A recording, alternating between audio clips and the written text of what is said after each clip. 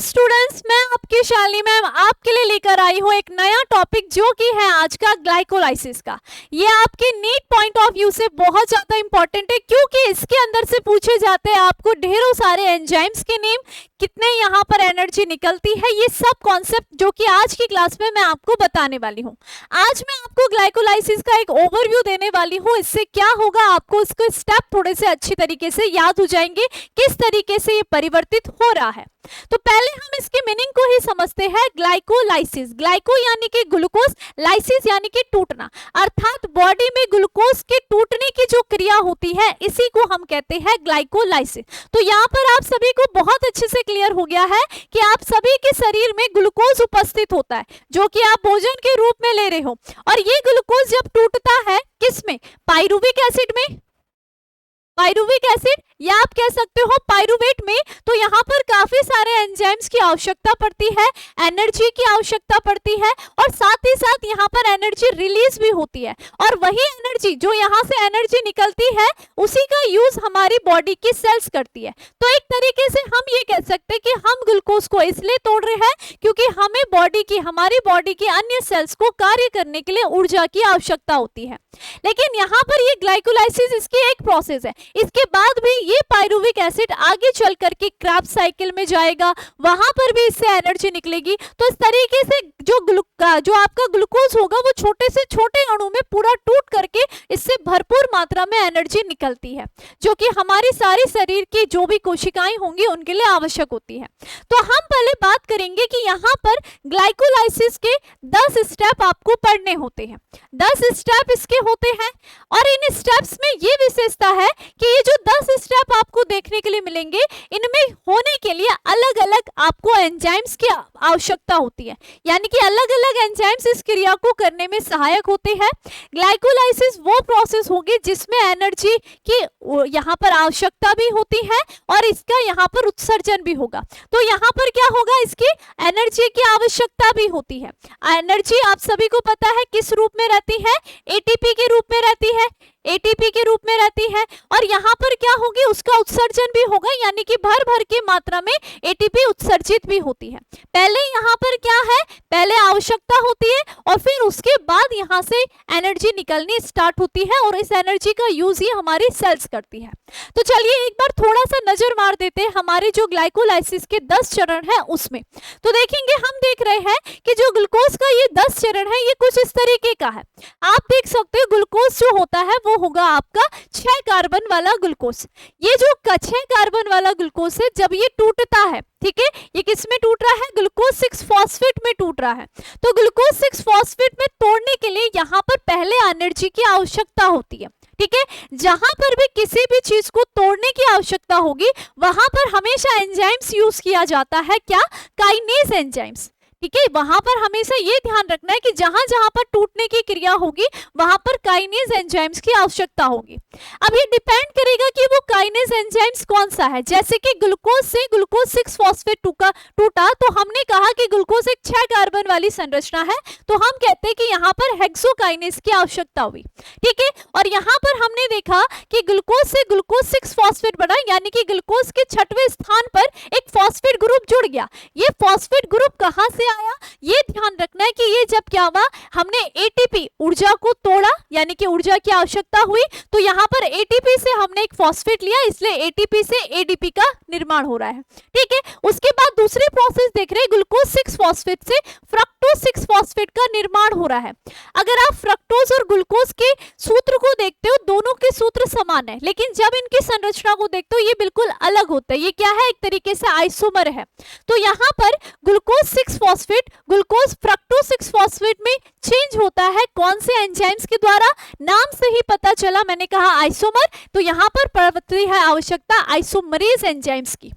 उसके बाद देखिए फ्रक्टोज 6 फॉस्फेट में जब क्या होगा, हम फ्रक्टोज 6 फॉस्फेट से फ्रक्टोज 1,6 बिस फॉस्फेट का निर्माण हो रहा है। इसका मतलब कि फ्रक्टोज के पहले स्थान पर वापस से एक और फॉस्फेट जुड़ गया है। तो यहाँ पर वापस से एक और फॉस्फेट जोड़ने के लिए फिर से एनर्जी की आवश्यकता होगी। तो यहाँ पर वो एनर्जी, वो जो फॉस्फेट ग्रुप आएगा वो एटीपी से आएगा। तो एटीपी जब एटीपी में कन्वर्ट होगा तो यहाँ पर फ्रक्टोज 1,6-bis फॉस्फेट का निर्माण हुआ, यानी कि पहले स्थान पर क्या जुड़ गया है, फॉस्फेट जुड़ गया है। और यहाँ पर वापस आपने देखा कि यहाँ पर कौन से एंजाइम्स की आवश्यकता पड़ती है, यहाँ पर हो गया है, यहाँ पर क्या, फ्रक्टोज 6-फॉस्फेट से हमने क्या करा, एक यहाँ पर एनर्जी की आवश्यकता पड़ी, यानी कि हमने तोड़ा।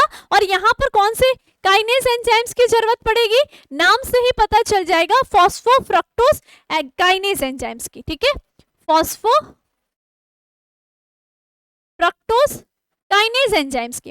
उसके बाद फ्रक्टोज 1,6-bis फॉस्फेट, ये देखिए ये डिसाइड करता है कि बॉडी को कब ऊर्जा की आवश्यकता है। ये नहीं कि हमारी बॉडी में ऑलरेडी ऊर्जा है तो हमारा ग्लूकोज तोड़ रहा है ना, ऐसा नहीं होता है। तो यही वही अणु होता है जो डिसाइड करेगा कि कब यहाँ पर आगे हमने एनर्जी निकालनी है या नहीं निकालनी है। कौन करेगा, फ्रक्टोज 1,6-bis फॉस्फेट। जब एनर्जी की आवश्यकता होगी तो ये टूटेगा। फ्रक्टोज 1,6-फॉस्फेट एक एल्डिहाइड ग्रुप में टूटता है और एक क्या से, कीटोन ग्रुप में टूटता है। एल्डिहाइड ग्रुप कौन सा होता है, ये होता है आपका क्या, ग्लिसल्डिहाइड 3-फॉस्फेट होता है। ठीक है, जिसे आप PgAl पागल भी बोलते हो।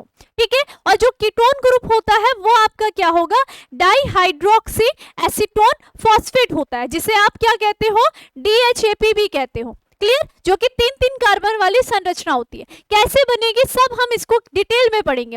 उसके बाद देखो ये दोनों भी एक दूसरे की क्या है, इनकी संरचना एक अलग अलग होती है लेकिन सूत्र एक समान है। तो यहाँ पर वापस से ये जो आपका DHAP होता है ये कैसे, आइसोमरेज एंजाइम्स की सहायता से, आइसोमरेज एंजाइम्स की सहायता से ये भी एल्डिहाइड ग्रुप में चेंज हो जाता है। उसके बाद हो जाता है जो PgAl होगा, इसका यहाँ पर ऑक्सीकरण हो जाता है। ऑक्सीकरण का मतलब कि ऑक्सीजन का जुड़ना, हाइड्रोजन का हटना। तो यहाँ पर जो NAD होता है वो NADH+H+ में कन्वर्ट हो जाएगा, तब जाकर के इस ग्लिसल्डिहाइड 3-फॉस्फेट से आपका किसका निर्माण हो जाता है, 1,3-bis फॉस्फोग्लिसरिक एसिड का। ठीक है, जिसे हम क्या कहेंगे, टायोस फॉस्फेट भी कहते हैं। क्लियर, इतनी बात क्लियर। फिर देखिए अब यहाँ पर क्या होगा, ये 1,3-bis फॉस्फोग्लिसरिक एसिड को तोड़ना पड़ेगा। ये किस में टूटेगा, ये टूटेगा आपका ये टूटता है आपका 3-फॉस्फोग्लिसरिक अम्ल में। ठीक है, 3-फॉस्फोग्लिसरिक एसिड में। तो जब ये टूटेगा तो इससे भर भर के एनर्जी निकलेगी। तो यहाँ पर क्या निकलेगा, ATP से ATP निकलेगा। ठीक है, क्योंकि हमने एक फॉस्फेट हटाना है तो वो ATP से ADP कन्वर्ट हो जाएगा। तो यहाँ पर 3-फॉस्फोग्लिसरिक अम्ल बन जाएगा। फिर 3-फॉस्फोग्लिसरिक अम्ल जो होगा वो किसमें होगा, 2-फॉस्फोग्लिसरिक अम्ल में चेंज हो जाता है। यानी कि फिर से हम क्या कर रहे हैं, यहाँ पर इसको तोड़ने का काम कर रहे हैं। ठीक है, यहाँ पर जो एंजाइम्स की आवश्यकता पड़ती है वो पड़ती है म्यूटेज एंजाइम्स की। फिर देखिए 2-फॉस्फोग्लिसरिक अम्ल जो होगा, जब क्या होगा, ये फॉस्फोइनॉल पाइरूवेट में चेंज होता है। ठीक है, पाइरूवेट यानी कि इनॉल में चेंज हो रहा है। तो इसमें यहाँ पर आवश्यकता होती है किसकी, इनॉलेज एंजाइम्स की, इनॉलेज एंजाइम्स की। और ये इनॉलेज एंजाइम्स की सहायता से जो 2-फॉस्फोग्लिसरिक अम्ल होता है वो फॉस्फोइनॉल पाइरूवेट में चेंज होता है और यहाँ से एक H2 अणु का यहाँ पर क्या होगा, उत्सर्जन होगा, जल का अणु निकल जाता है। ठीक है, उसके बाद जो 2-फॉस्फोइनॉल पाइरूवेट एसिड होता है वापस से ADP की उपस्थिति में ये पाइरूविक एसिड में चेंज हो जाता है। और यहाँ पर आप देखोगे जब आप लास्ट में ये पूरे 10 स्टेप आपको पता होने आवश्यक है। यहाँ पर डिटेल में हम पढ़ेंगे कि कब कौन सी एनर्जी निकल रही है, यहाँ पर कौन से एंजाइम्स की आवश्यकता है। लेकिन अभी आपको केवल ये 10 स्टेप याद रखना है। ध्यान ये रखना है कि जब भी टूटने की क्रिया हो रही है तो वो काइनेज कर रहा है। ठीक है, लेकिन बस उसका नाम जैसे चेंज हो जाएगा, हेक्सोकाइनेज। ठीक है, फॉस्फोफ्रक्टोज काइनेज। ठीक है, यहाँ पर भी जैसे टूटा तो इसमें क्या हो गया, यहाँ पर भी कोई काइनेज एंजाइम्स उपस्थित था। ठीक है, लेकिन वो कौन सा हो जाएगा, वो वही हो जाएगा 1,3-बाइफॉस्फोग्लिसरिक काइनेज। ठीक है, तो इस तरीके से काइनेज जो एंजाइम्स होगा वो तोड़ने का काम करेगा। क्लियर हो गई है, ये ध्यान रखना। एंजाइम्स क्या क्या रोल निभा रहे हैं ये आपको पता होना चाहिए। लास्ट में जब आप एनर्जी की बात करोगे तो आपको एनर्जी क्या मिलेगी, एक आपको NADH एनर्जी मिली। ठीक है, दो आप देख सकते हो यहाँ पर 2 अणु आपको किसके मिले हैं, ATP के मिले। ठीक है, 2 और 2 4 और 2 यहाँ पर माइनस कर दो तो कितने हो रहे हैं, यहाँ पर आपको कुल 2 एटीपी अणु मिले हैं। जो NADH होता है वो टोटल कितना होता है, 3 एटीपी के बराबर होता है। अब देखो ये भी तो यहाँ पर क्रिया कर रहा था, है ना, इसलिए इसको हम किससे करेंगे, 2 से मल्टीप्लाई करेंगे। तो इसका मतलब 2 NADH और 2 एटीपी, क्योंकि हमारे क्या हो गए, 2 यहाँ माइनस हो गए। ठीक है, तो हम देखते हैं यहाँ पर कितने, 2 एटीपी हो गए, ये 2 एटीपी हो गए। तो यहाँ पर कितने भी, 3 और 3 यानी कि 2 एटीपी प्लस 3, है ना, 3 एटीपी प्लस कितने हो गए, ये 3 हो गए। तो 3 और 3 6 7 8। तो हमें ग्लाइकोलाइसिस में पूरे 1 एटीपी प्राप्त होते हैं। ठीक, इसको हम और डिटेल में भी पढ़ेंगे, लेकिन अभी आपके दिमाग में हर एक स्टेप याद होने चाहिए कि किस तरीके से ग्लूकोज पायरुविक एसिड में चेंज हो रहा है। 10 स्टेप होते हैं, 10 एंजाइम्स होते हैं, और यहाँ पर एटीपी कब यूज हो रही है, कब यहाँ पर निकल रही है, इन सब के बारे में आपको पता होना आवश्यक होता है। अब थोड़ा सा एक बार क्विक रिविजन करिए ताकि आपके दिमाग में ये 10 स्टेप बैठ जाए। इसको याद कराने का तरीका मैं आपको जरूर बताऊंगी जब हम क्लासेस स्टार्ट करेंगे। तो चलिए फिर आज के लिए इतना ही रखते हैं, धन्यवाद।